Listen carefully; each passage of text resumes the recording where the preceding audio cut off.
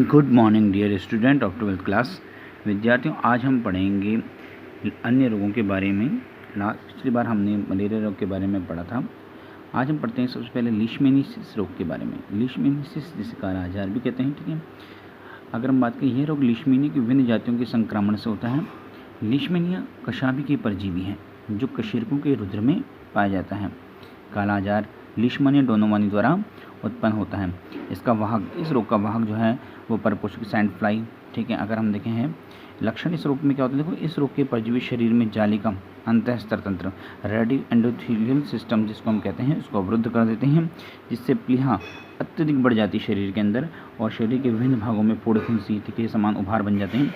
NASA, विषम, मुख और ग्रसनी भाग इससे सबसे अधिक प्रभावित होते हैं। तो ये था लीशमैनिया डोनोवानी के द्वारा होने वाला रोग लीशमैनियासिस। अगला रोग है ट्राइकोमोनियासिस। ट्राइकोमोनियासिस नामक रोग अगर हम बात करें तो यह रोग ट्राइकोमोनास की विभिन्न प्रजातियों के संक्रमण से होता है जो कशाभी के प्रोटोजोआ है। हम प्रोटोजोआ जनित रोग पढ़ रहे हैं, ठीक है। इनमें अगर हम बात करें, ये रोग अगर हम बात करें कशाभी के प्रोटोजोआ है, ट्राइकोमोनास की सबसे सामान्य जाति ट्राइकोमोनास वेजाइनालिस है। यह रोग जो है प्रोटोजोआ की महिला की योनि में रहता है, ठीक है। इस रोग का वाहक जो है प्रोटोजोआ जो है महिला की योनि मार्ग में रहता है और योनि शोध या श्वेत प्रदर रोग का कारण बनता है, ठीक है। ल्यूकोरिया जिसको हम कहते हैं उस रोग का कारण उत्पन्न होता है। लक्षण क्या है, इस रोग के कारण महिला की योनि से झागदार पदार्थ विसर्जित होता है और योनि मार्ग में खुजली और जलन होती रहती है, ठीक है। अगला अगर हम बात करें प्रोटोजोआ जनित जो रोग है वो है टॉक्सिप्लाज्मोसिस, ठीक है। अगर हम बात करें इस रोग की तो यह रोग टॉक्सप्लाज्मा गोंडियासिस द्वारा जो है प्रोटोजोआ से उत्पन्न होता है, जो एक स्पोरोजोन्स प्रोटोजोआ है। अब तक हम कशाभी के प्रोटोजोआ पढ़ रहे थे, ये एक स्पोरोजोन्स प्रोटोजोआ है, विश्व के सभी स्थानों में पाया जाता है। इस रोग के लक्षण है कि यह परजीवी मनुष्य की जालिका अंतःस्तरीय तंत्र और केंद्रीय तंत्रिका तंत्र की कोशिकाओं में पाया जाता है। जल शीर्ष एवं क्लेरियो रेटिनाइटिस नामक रोग इस रोग के लक्षण हैं, ठीक है। अगर हम बात करें अगले हेलमिंथ्स जनित रोग की कि हेलमिंथ्स जनित रोग क्या होता है, तो देखो सबसे पहला आता है इसमें एस्केरिसिस।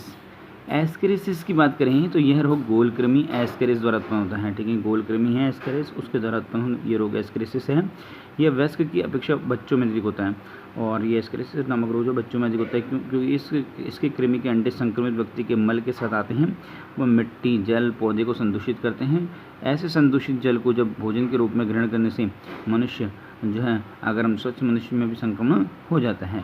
कभी कभी ये आंत्र की उपकला को छेद कर भी रुधिर प्रवाह में पहुंच जाते हैं, जिससे रक्त द्वारा संपूर्ण अंग, महत्वपूर्ण अंग जैसे कि वृक्क है, मेरुरज्जु जो है, मस्तिष्क है, वो मांसपेशियों में पहुंच करके गंभीर हानि पहुंचाते हैं।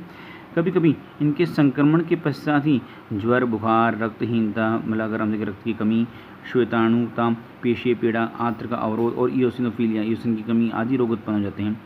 वयस्क जंतु प्राय आंत्रशोथ रोग उत्पन्न करते हैं। इसके वयस्क जो जंतु हैं वो आंत्रशोथ, मतलब अगर हम देखें हाथ में सूजन उत्पन्न करते हैं और जब ये वर्मीफोर अपेंडिक्स, पित्ताशय या पित्तनली में प्रवास कर जाते हैं तो इन अंगों में सूजन आ जाती है, ठीक है। वयस्क जंतु परपोषी आंत्र में स्थित भोजन से अपना भोजन ग्रहण करता है। यह आंत की भित्ति से रुधिर को चूसता है। ये कृमि विषों को उत्पन्न करते हैं।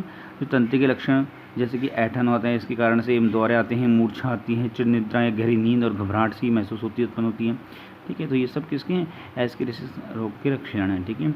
बात करें अगले रोग एंटेरोबियासिस की। एंटेरोबियासिस रोग अगर हम बात करें तो यह रोग एंटेरोबियम वर्मिकुलरिस द्वारा उत्पन्न होता है। इसकी कृमियों को पिन अथवा सीट कृमि भी कहते हैं। मानव शरीर में ये मलाशय से गुदा भाग के किनारे पर स्थित रहते हैं। ये रोग वयस्क की अपेक्षा बच्चों में अधिक होता है। इस रोग के लक्षण क्या हैं कि गुदा के चारों खुजली लगती है, भूख कम लगती है, नींद नहीं आती, सोते समय बालक दांत पीसता है, बिस्तर में पेशाब करता है। लड़कियों में ये कृमि योनि में प्रवेश कर वेजिनिटिस नामक रोग भी उत्पन्न करते हैं। बात करें अगले रोग गिनी कृमि रोगों की, ठीक है। अगर हम बात करें इसमें है ड्रैकेंकुलोसिस, इस रोग को कहते हैं। यह ड्रैकेंकुलस द्वारा उत्पन्न होता है। इसे गिनी कृमि या नरोड रोग के नाम से भी जाना जाता है। यह मनुष्य में अगर हम देखें सेप्टिकस टिश्यूज या अवत्वक ऊतकों में, विशेष बाहों में, टांगों में और कंधों की त्वचा पर परतों के नीचे रहता है।